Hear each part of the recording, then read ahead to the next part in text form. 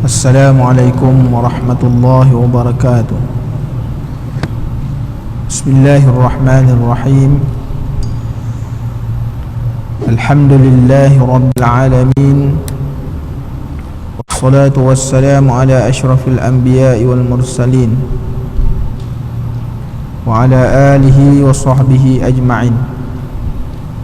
Subhanaka la ilma lana illa ma 'allamtana innaka antal alimul hakim. Wala hawla wala quwwata illa billahil aliyyil azim. Allahumma la sahla illa ma ja'altahu sahla wa anta taj'alul hazna idza syi'ta sahla. Allahumma faqihna fid din wa 'allimna ta'wil. Allahumma zidna ilma amma ba'd. Alhamdulillah. Syukur kepada Allah Subhanahu wa taala kerana dengan rahmat dan limpah kurnia-Nya kita diizinkan lagi bertemu dalam majlis ilmu, dan kita hari ini telah berada pada bulan Zulkaidah, supaya nak mengingatkan kepada kita dah sampai pada bulan Zulkaidah ini, iaitu disebut dengan nama bulan-bulan haji. Bulan-bulan haji. Maknanya pada waktu ini orang dah mula berangkat untuk menunaikan haji, pergi ke tanah haji, tanah haram di Mekah, sama ada Mekah ataupun Madinah. Walaupun pada tahun ini Allah Ta'ala tidak mengizinkan untuk manusia menunaikan haji ataupun menjadi tetamunya, tapi nak mengingatkan kita dalam bulan-bulan ini, bulan-bulan haji ini, ada amalan-amalan yang perlu diingati, seperti mana 1 hingga 10 Zulhijjah dan 11 hingga 13 adanya hari wukuf, adanya hari tasyrik, adanya hari nahar. Jadi ini kita kena ingatlah, hari-hari ini kita kena ingat, supaya bila kita sebut bulan Zulkaidah ni, tak lama lagi akan masuk Zulhijjah, iaitu yang disebut oleh Allah Ta'ala wal fajri wa layalin ashr, iaitu hari yang 10, iaitu daripada 1 hingga 10 Zulhijjah. Supaya kita jangan terlepas amalan-amalan, perkara-perkara baik yang dituntut kepada kita, yang menjadi sunnah Rasulullah sallallahu alaihi wasallam. Jadi dengan sebab itu perlu diingat-ingatkan, kerana hari ini orang tak apa hirau tentang bulan Islam. Orang tak berapa nak ambil berat tentang bulan-bulan Islam. Mereka lebih peka dengan bulan-bulan Masihi. Sedangkan di dalam bulan-bulan Islam ni banyak peristiwa yang berlaku. Banyak peristiwa yang berlaku ke atas baginda Rasulullah sallallahu alaihi wasallam. Dan ada munasabah-munasabah daripada satu-satu hari atau satu-satu bulan itu sendiri. Jadi kita kena ingatlah, bulan-bulan Islam ni mesti diingati, supaya kita tidak terlepas di dalamnya ada amalan-amalan yang dituntut, yang ianya dilakukan oleh baginda Rasulullah sallallahu alaihi wasallam. Tuan-tuan muslimin dan muslimat yang dirahmati Allah, hari ini kita nak menyambung lagi bicara kita. Tuan-tuan cuba buka pada muka surat 160. Muka surat 160. Daripada muka-muka yang sebelumnya, banyak perkara yang nak disentuh ialah masalah wanita. Masalah wanita yang haid, apa larangan-larangan ke atas mereka yang berjunub dan sebagainya, supaya ada yang larangan-larangan ini dia mushtarak. Mushtarak ni makna siapa? Dia bersyarikat. Contohnya orang berjunub, lelaki perempuan sama, apa yang ditegah, kan? Kalau sekiranya datang haid, apa yang berlaku pada wanita? Kalau keluar mani, apa yang berlaku, apa larangan dia tu, supaya manusia kita ni beriman, yang beramal mesti tahu perkara-perkara ni ada larangan dan tegahan-tegahan ketika mana datangnya sesuatu perkara kepada diri seseorang. Jadi kita nak melihat perkara yang tidak boleh dilakukan orang yang di dalam keadaan haid. Kita telah sentuh pada pengajian yang telah lalu tentang masalah haid, tapi kita nak ulang baliklah, sebab masalah haid ini dia bukan masalah orang lelaki. Jadi kadang-kadang orang-orang lelaki ni dia tak berapa mengerti, dia tidak berapa tahu dan tak mengambil tahu tentang masalah haid. Dia kata ini bukan saya punya part, dia kata, Ustaz, ni part orang lain, dia kata. Jadi tak payahlah kita nak ambil tahu, siapa punya dia boleh jaga. Dia jadi gitu. Tak boleh, sebab orang lelaki ni dia adalah ketua kan. Sebab tu bila kita sebut di dalam Al-Quran, wa'mur ahlaka bis-salah, wa'mur ahlaka bis-salah ni Allah Ta'ala menyebutkan dalam Quran, suruhlah akan ahli keluarga kamu mendirikan solat. Wa'mur itu dia suruhannya ialah kepada muzakkar, yakni kepada lelaki, kepada suami. Jadi dalam masalah nak mendidik ni, isteri mendidik anak-anak, itu tugas suami. Suruh anak-anak semayang, menerangkan apa boleh apa tak boleh, ini tanggungjawab suami. Jadi dengan sebab itu tak boleh bagi seorang suami atau seorang ketua keluarga mengatakan, ini tak payahlah kan, ini engkau je ambil tahu, aku tak payah. Tak boleh, tuan-tuan. Tidak boleh dalam keadaan yang demikian. Jadi dengan sebab itu maknanya perlulah kepada para suami, bagi ketua keluarga ni mengetahui apa dia itu darah haid, apa itu dia darah nifas, apa itu istihadah, dan bagaimana kalau sekiranya seorang perempuan yang dia ni tidak mengetahui tempoh haid dia, tak mengetahui darah yang keluar tu sama ada haid ataupun istihadah, dia nak kena tahu. Isteri tanya kepada suami, kan, bang, ni macam mana nak kira ni darah ni, saya ni mengandung, kan, keluar darah ni, nak kira darah apa ni, kan. Kelaziman orang mengandung tak datang haid. Jadi dia akan tanya suami.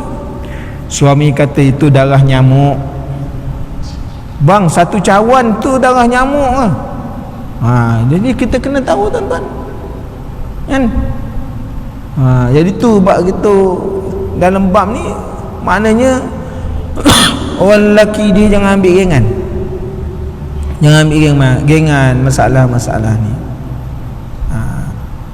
Kerana disebutkan wanita yang mengeluarkan darah itu, dia biasanya kebiasaan adat ialah umur 9 tahun Qamariyah. Perempuan yang mengeluarkan darah ni, dia mengeluarkan darah, kelazimannya ialah umur 9 tahun Qamariyah.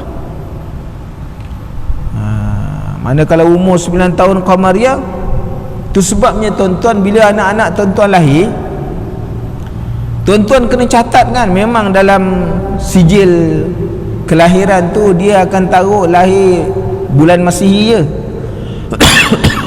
Dia bulan Masihi je, memang tak ada bulan Qamariyah pun. Kita lah sendiri kena tuliskan kat belakang, kan. Jadi kita boleh tahu anak tu lahir Qamariyah ke berapa Qamariyah bulan dia, kita boleh tahu. Dan hari ni pula dah ada satu perisian, kata kita letak aja maknanya berapa hari bulan Masihi, dia boleh transfer kepada berapa bulan Qamariyah dengan setiap tahun tadi. Itu pun kita tak pernah nak ambil hirau pun kan. Tak pernah nak ambil tahu pun. Jadi perlu tuan-tuan. Maka darah kalau dia keluar sebelum daripada umur 9 tahun qamariyah ini, maka ia dianggap sebagai darah istihadah ataupun darah penyakit. Ini tuan-tuan kena pegang kaedah dia. Kaedah dalam nak menentukan kan, nak menentukan darah haid ataupun sebagainya. Jadi wanita yang belum mencapai usia menopause, dia belum sampai kepada usia berhenti darah haid kan. Jadi wanita yang belum sampai kepada usia menopause, maka para ulama dia berbeza pendapat. Syafi'i kata orang perempuan dia menopause umur berapa? Hambali kata umur berapa? Maliki kata berapa? Nah, menurut ulama Hanafi, bahawa dia kata batas usia menopause bagi perempuan itu menurut pendapat yang terpilih ialah 55 tahun. Ini pada mazhab, makna mazhab Hanafi. Hanafi pegang kebanyakan perempuan pada pandangan dia usia dia berhenti haid umur 55. Jadi tuan-tuan kena tahulah. Maknanya kalau sekiranya orang rumah kita dah tak datang haid dah usia 55, makna dia tak terkeluar daripada pandangan mazhab kan. Dia tak terkeluar daripada pandangan mazhab. Itu pandangan Hanafi. Maka kalau sekiranya setelah mencapai usia ini, kata Hanafi, apabila dia melihat darah, maka darah itu tidak dinamakan haid. Jadi tuan-tuan, ini pandangan dan pegangan dia lah. Kita tengok Maliki pula, mazhab Maliki. Mazhab Maliki macam mana? Usia menopause bagi seorang perempuan pada pandangan mazhab Maliki, usianya 50 sampai kepada 70. Dia punya area dia kan, 50, antara 50 ke 70. Makna kalau 55 boleh datang, dia boleh menopause dalam umur 60, 65 sampai 70. 70 dah tak ada, memang dah menopause dah tu kan. Jadi tuan-tuan, muslimin dan muslimat yang dirahmati Allah, manakala menurut mazhab Hambali kata berapa umur orang perempuan ini menopause ialah 50. Hingga jika ia melihat darah setelah lampau usia tersebut, tidak ada dinamakan darah itu lagi, darah haid lagi. Jadi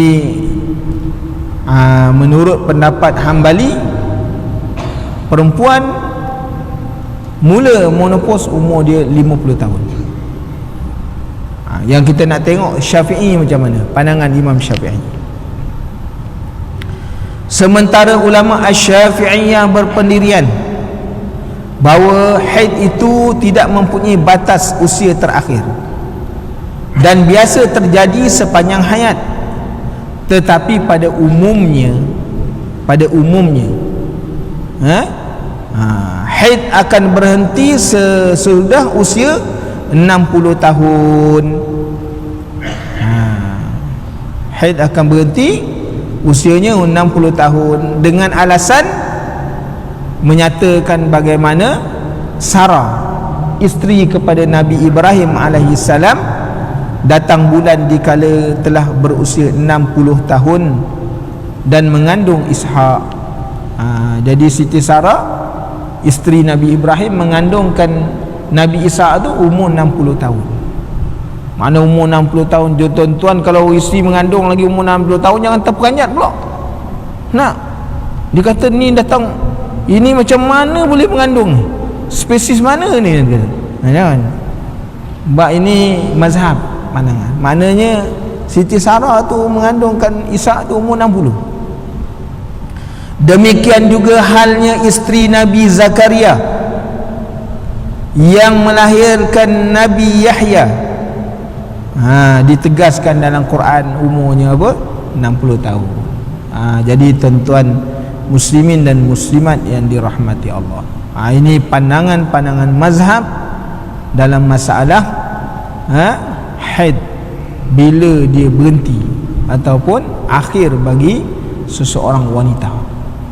Jadi kalau sekiranya orang rumah kita kan, dia dah datang mana umur 60 ataupun 55, 58, dia dah rasa lain macam mana, dia punya perubahan tu dah berlaku, kan, dah ada menunjukkan simptom-simptom dia. Sebab orang menopause ni dia ada simptom dia ada tunjuk-tunjuk, ada penanda-penanda dia.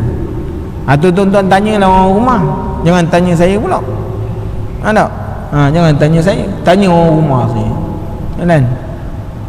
Jadi tuan-tuan muslimin dan muslimat yang dirahmati Allah, ketika mana seseorang itu datang haid, perempuan yang datang haid, maka kita nak menentukan bahawa darah itu haid atau tidak. Bagaimana nak menentukan sifat darah yang keluar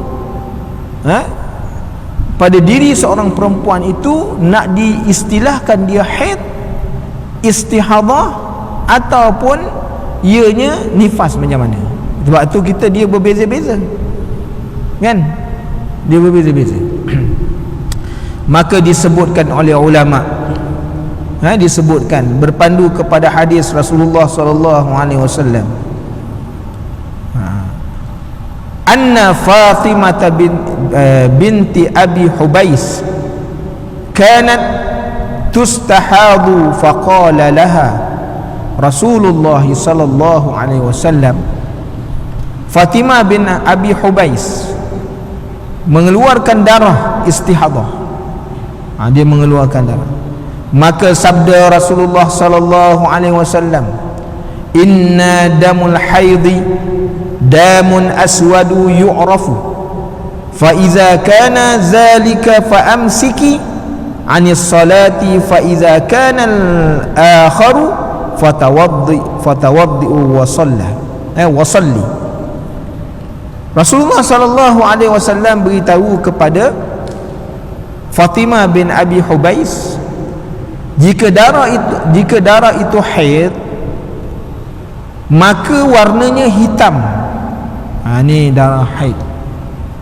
Darah haid itu warnanya hitam. Dan sudah dikenali, mana boleh berbeza lah darah haid itu dengan darah biasa.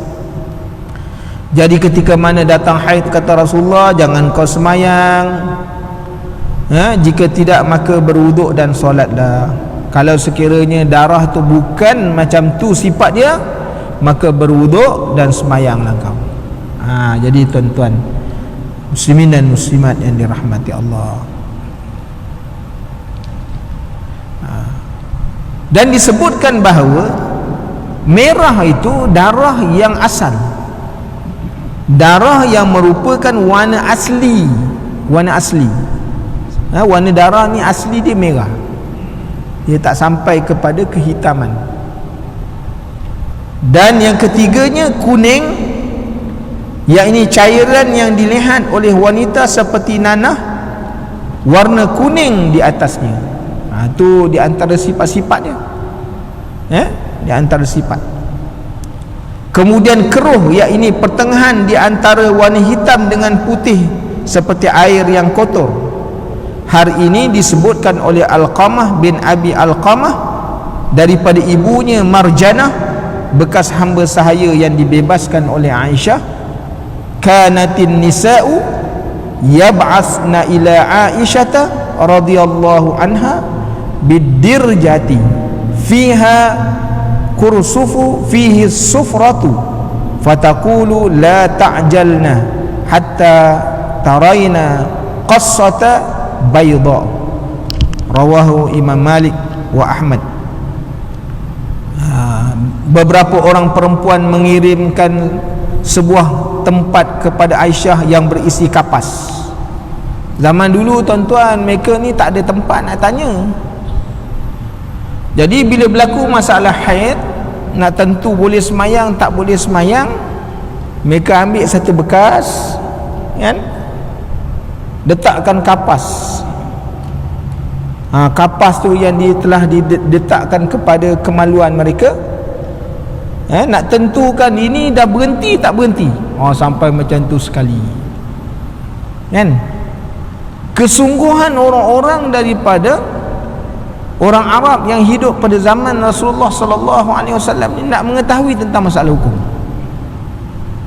kan. Mereka ni nak mengetahui dalam masalah hukum ni, sampai buat macam tu. Sampai maknanya kalau kita kata malu betul, malu lah buat macam tu. Tak, kerana ini masalah yang bersangkutan dengan hukum dan ibadat. Dengan sebab itu bila mereka datang haid, nak tahu berhenti haid tak berhenti haid, mereka ambil kapas, letakkan di kemaluan mereka, letak dalam satu bekas, nak pergi jumpa Rasulullah, jumpa Aisyah, seorang wakil jumpa Aisyah, nak beri hukum ni kapas ni nak tunjukkan dah boleh semayang tak boleh semayang. Sampai begitu tuan-tuan. Begitulah orang-orang dahulu begitu mengambil berat dan takut mereka tentang masalah hukum. Takut apa? Takut meninggalkan solat. Bimbang-bimbang sebenarnya dan wajib solat. Kita hari ni tak berapa, masjid dah buka pun orang tak nak datang. Tuan-tuan, kan, masjid dah buka pun orang tak datang sembahyang, kan. Dia mari bagi alasan ni PKP, PPP dia kata. Banyak benar P tu, kan. Jadi tuan-tuan, kan, orang dulu-dulu tengok mereka cukup prihatin dan mengambil berat tentang masalah solat. Maka jawab Aisyah apa? Aisyah jawab apa? Yang berisi kapas dengan sesuatu yang berwarna kekuning tadi. Maka jawab Aisyah, janganlah kalian terburu-buru sampai melihat kapas itu berwarna putih bersih. Mana kalau kamu letakkan kapas ada lagi kekuning-kuningan, mana tu masih ada di penghujung haid nama dia, tak boleh semayang lagi. Sehingga kalau kamu letak kapas, wahai orang-orang perempuan, kalau kapas tu dah bersih, maka pada waktu tu wajib mandi dan wajib solat. Allahu Akbar, kan. Jadi tuan-tuan, makna nak menunjukkan pada waktu dulu tu orang ni bertemu dengan Aisyah untuk beri fatwa, nak minta kepada Aisyah fatwa. Sebab Aisyah ni orang yang alim, kan, orang yang alim dalam bab-bab yang ni. Jadi tuan-tuan muslimin dan muslimat yang dirahmati Allah, kemudian keadaan rahimnya kosong, tidak sedang hamil, maka demikian itu ulama Hanafi dan Hanbali. Jadi maknanya kalau sekiranya datang berhentinya haid, bermakna pada waktu itu rahim wanita dia kosong, kan. Sebab tu dilarang perempuan ini bila dia ditolakkan oleh suami, mana-mana perempuan yang datang haid, dia hendaklah menunggu 3 kali suci. Kerana apa? Kerana kemungkinan benih suami itu ada dalam rahim dia lagi. Sebab tu ditunggu 3 kali suci. Sekali suci, datang haid sekali lagi, datang haid sekali lagi, suci. Kalau lepas tu tak ada, makna dia punya rahim tu kosong. Itu tuan-tuan disebut dalam ilmu fiqh disebut dalam Quran salasata quru.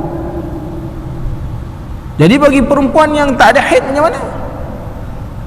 Dia hendaklah dikira, ambil kira bulan.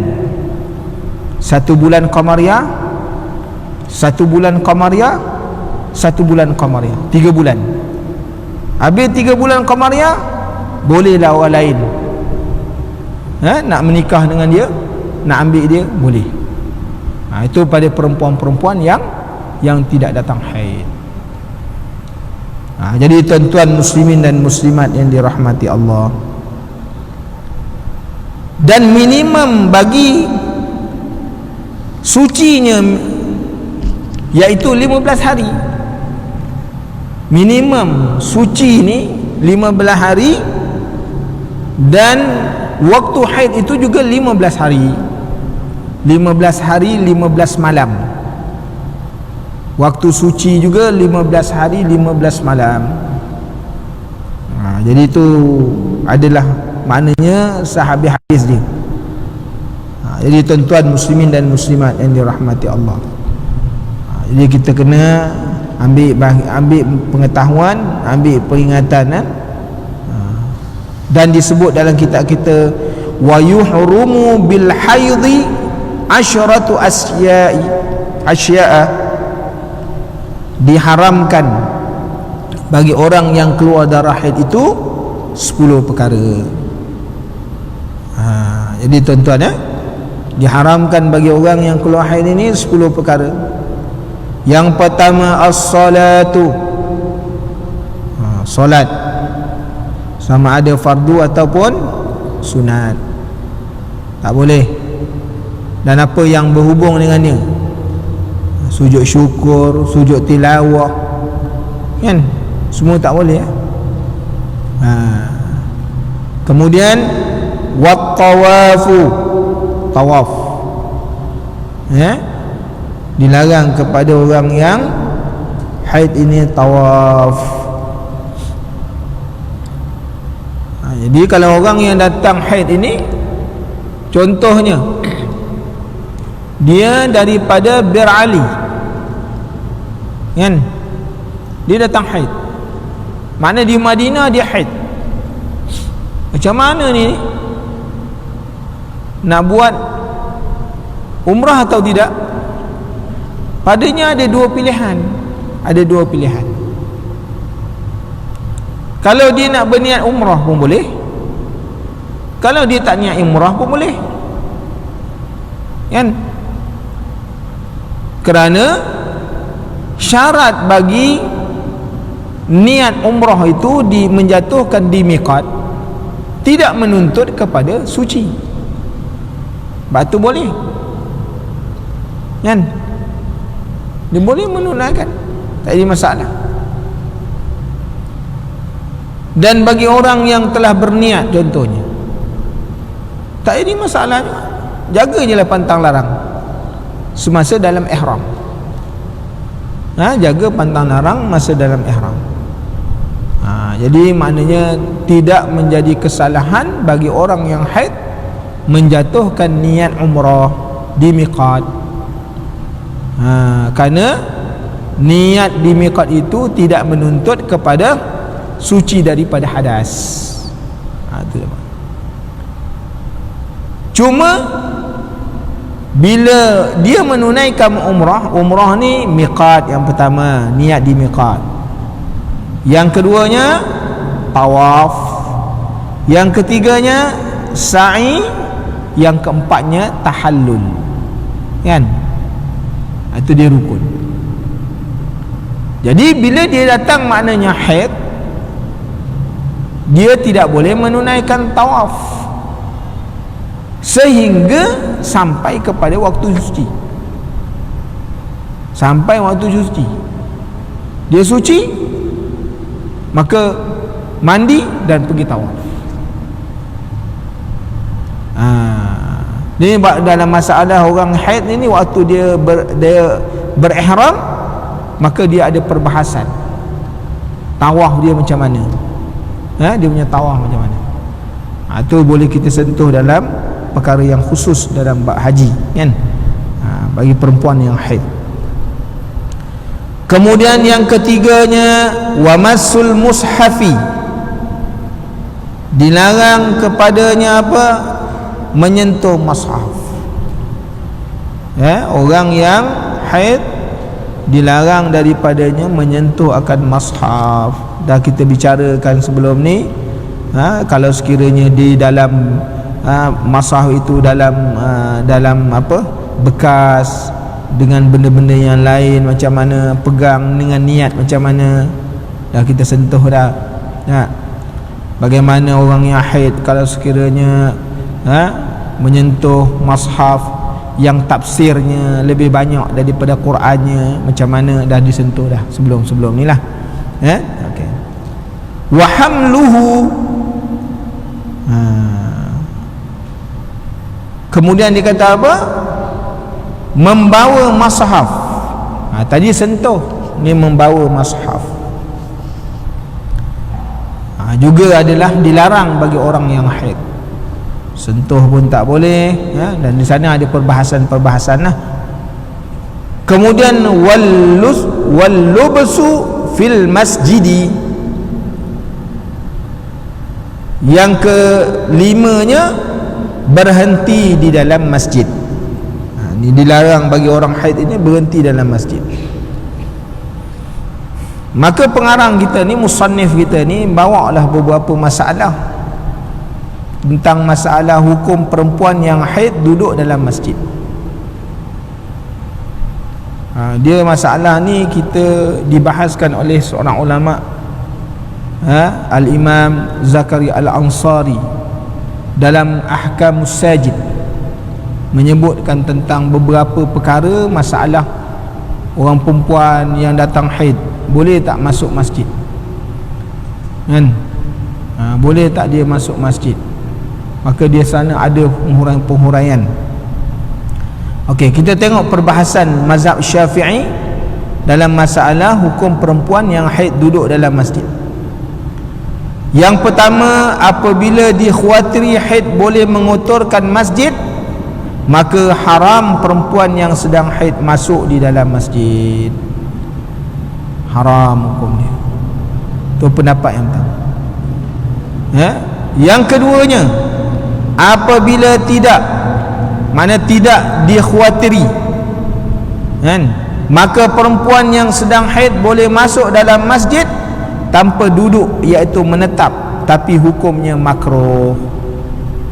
Kalau dia tak bimbang. Zaman sekarang ni mungkin tak bimbang, sebab orang dulu-dulu tuan-tuan, mana ada pampers, tuala wanita mana ada. Mak-mak kita tu pakai kain perca je, pakai kain yang mana batik yang dah tak boleh pakai lagi tu dilipat, kan, diikat macam bengkung pakai. Waktu makna dia datang haid tadi, dia kan, dia makna dah penghujung tu begitu. Kita ni kecil-kecil dajal sikit, mak kenapa kain berdarah? Kita pula tanya, mak marah kita, kau diam-diam, dia kata. Kita tak tahu, kan? Orang dulu-dulu gitu, pakai kain, tak ada tuala yang macam sekarang. Maknanya tu dibimbangi masuk masjid boleh bocor sebagainya. Maka sekarang ni dengan kaedah-kaedah moden, banyak dah cara dah. Maka dengan sebab itu hukum kita boleh tengok, apabila tidak, makna tidak situ makna tidak dikhawatiri berlakunya kekotoran, mengotorkan masjid, maka perempuan yang sedang haid boleh masuk dalam masjid tanpa duduk ataupun menetap, tetapi hukumnya makruh. Hukumnya makruh, walaupun boleh tapi makruh hukum. Yang ketiganya, ini semua daripada pandangan Imam Syafi'i, mazhab Syafi'i. Jika perempuan yang sedang haid itu duduk menetap di dalam masjid, maka hukumnya haram secara mutlak, sama ada dikhawatiri atau akan mengotorkan masjid atau tidak. Hukumnya sama dengan orang yang janabah, kecuali ia hanya sekadar melintas atau melalui saja. Hukumnya tidak haram apabila yakin tidak mengotorkan masjid dengan darah haid, tetapi makruh juga tidak ada keperluan. Jadi satu pandangan lagi bahawa dia kata sama ada dikhawatiri ke tak dikhawatiri, kotor tak kotor ke, hukum perempuan yang haid masuk masjid ni haram secara mutlak, kan? Haram secara mutlak, sama macam hukum orang yang janabah. Kecuali kalau hanya melintas, sekadar melintas atau melalui, kan? Jadi tuan-tuan muslimin dan muslimat yang dirahmati Allah, illah kenapa ada larangan kepada orang perempuan ni daripada masuk masjid ketika haid. Alasan dia ataupun illah dia kenapa perempuan yang sedang haid tidak boleh menetap di dalam masjid, bukan kerana dikhawati darah haid boleh mengotorkan masjid, tetapi kerana berhadas besar.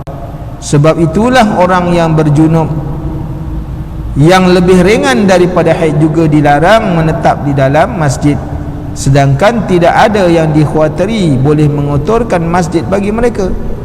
Justru walaupun perempuan yang sedang haid memakai tuala wanita umpamanya, tetap tidak boleh menetap di dalam masjid mengikut pendapat ini. Jadi tuan-tuan muslimin dan muslimat yang dirahmati Allah, kan? Ini perbahasan ini kita kena lihatlah, supaya apa, kita bahas pada hari sebelumnya nak menunjukkan masjid ini dia punya kemuliaan. Dia punya kemuliaan. Orang yang nak masuk bukan setakat bersih dari segi zahir, batin nak kena bersih, zahir pun nak kena bersih. Ada? Bukan setakat bersih pada pakaian, bersih pada tubuh badan, bersih pada tempat dia. Ini tuntutannya tuan-tuan muslimin dan muslimat yang dirahmati Allah. Maka menurut mazhab Hambali, perempuan yang haid dibolehkan menetap dalam masjid selepas habis masa haidnya, tetapi disyaratkan wajib dalam keadaan berwuduk. Walau bagaimanapun jumhur ulama mengatakan wuduk sama sekali tidak memberi pengaruh kepada perempuan haid untuk menetap di dalam masjid kerana hukumnya tetap haram. Jadi kalau kita nak tengok perbahasannya lebih panjang, orang perempuan boleh tak boleh ni tuan-tuan, dia ada perbahasan lagi, pandangan-pandangan ulama, kan? Contohnya ulama-ulama ni ada lagi bahas, adakah boleh perempuan ini masuk masjid kalau sekiranya dia nak mendengar majlis ilmu, nak dengar majlis ilmu.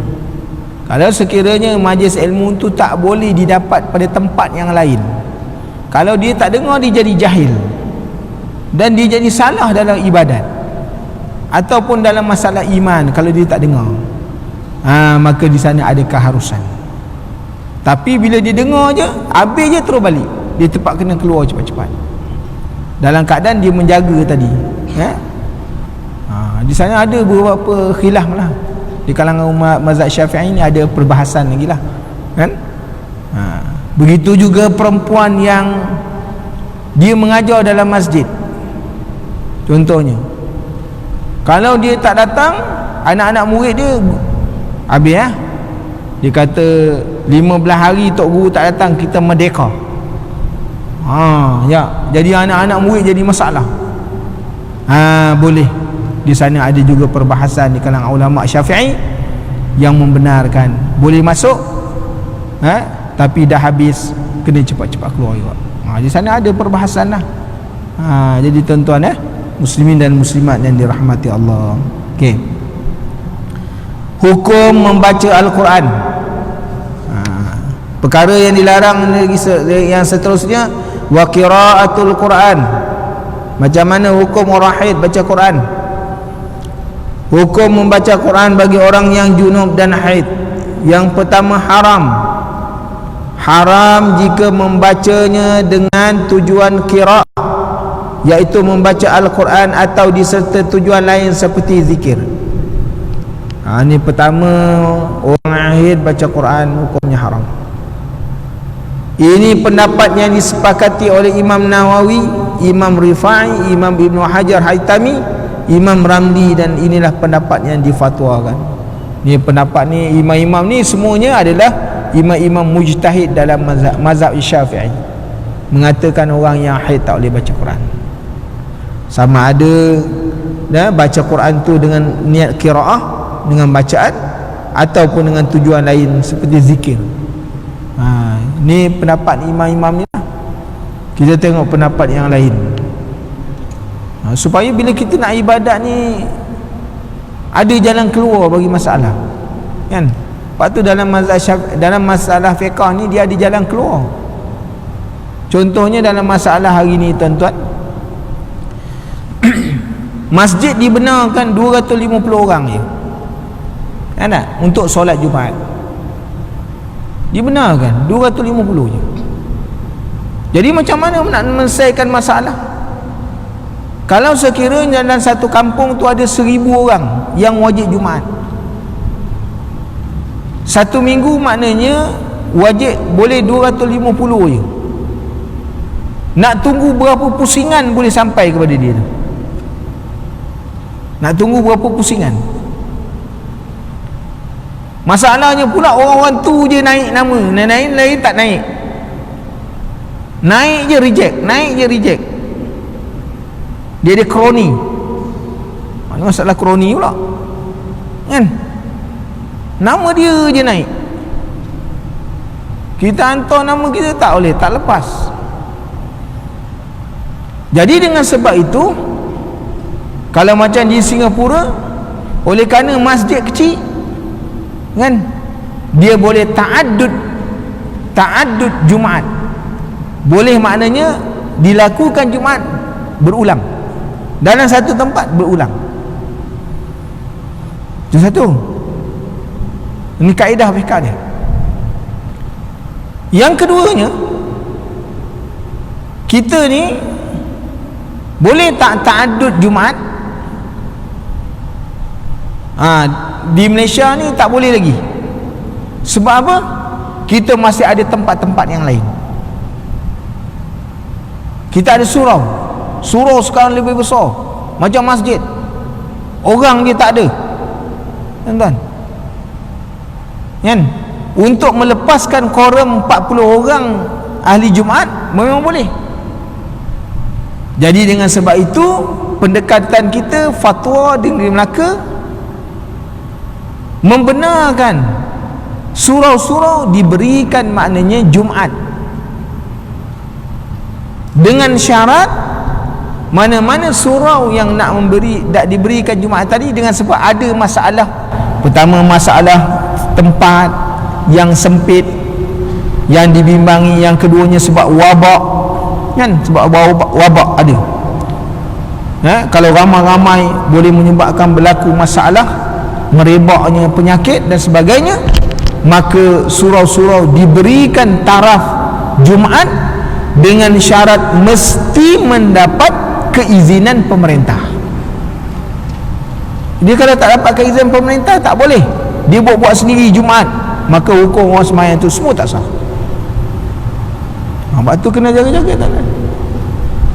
Sebab tu kita ni walaupun masjid kat sini 2-3 tak sampai 100 meter atau 1 kilometer ada surau Jumaat, sedangkan dekat tu.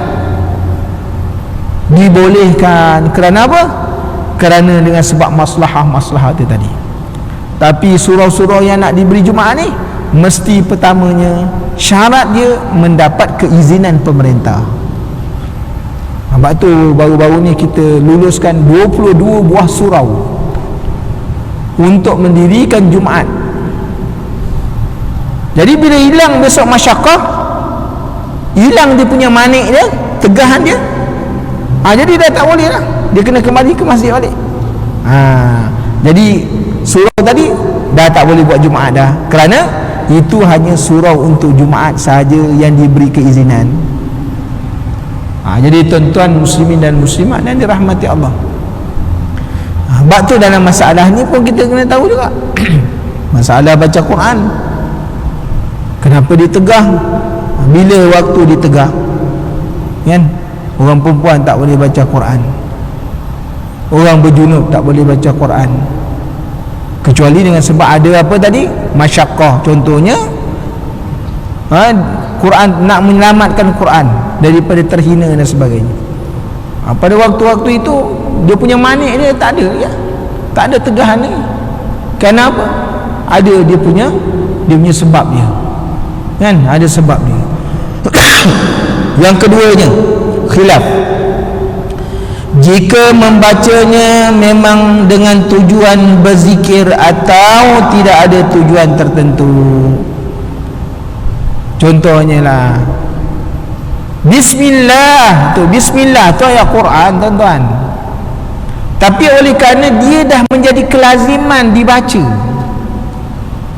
sebagai satu zikir, nak mula semua-semuanya ingat baca Bismillah, pegang ni Bismillah, maka tak jadilah dia dari ayat Quran, kerana telah menjadi satu zikir dalam hidup dia. Ada macam contohnya kita baca Rabbana zalamna, tu kan ayat Quran, tapi apabila dia tu jadi zikir, jadi doa dan diniatkan untuk zikir, maka hukumnya boleh ya? Kan? Hukumnya dibolehkan. Kita naik kenderaan Bismillahilladzi sakhara lana, tu kan ayat Quran, tapi oleh kerana dia yang berbentuk ayat Quran yang ada makna musabaknya kerana doa, maka boleh dah baca. Jadi tonton dengan niat zikir, dengan niat zikir. Maka jumhur ulama dikata apa? Dibolehkan secara mutlak. Dan Imam Az-Zarkashi haram jika ayat tertentu hanya dalam Al-Quran, seperti mana apa? Hamim, Alif Lam Mim. Jika ada dalam selain Al-Quran dibolehkan, seperti Bismillah dan Alhamdulillah dan Subhanallah.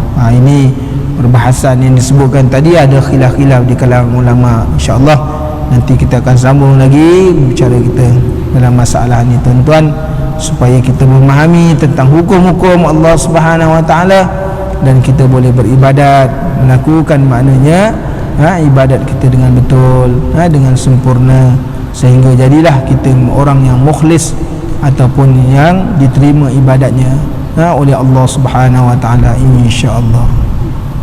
Bismillahirrahmanirrahim. Alhamdulillahirabbil alamin. Wassalatu wassalamu ala asyrafil anbiya'i wal mursalin wa ala alihi wa sahbihi ajma'in. Allahumma inna nas'aluka ilman nafi'a wa rizqan thayyiban wa 'amalan mutaqabbala. Allahumma faqihna fid din wa 'allimna ta'wil. Subhanakallahumma wa bihamdika asyhadu an la ilaha illa anta astaghfiruka wa atubu ilaik. Subhana rabbika rabbil izzati amma yasifun wa salamun 'alal mursalin walhamdulillahi rabbil alamin. Barakallahu fikum. Assalamualaikum warahmatullahi wabarakatuh.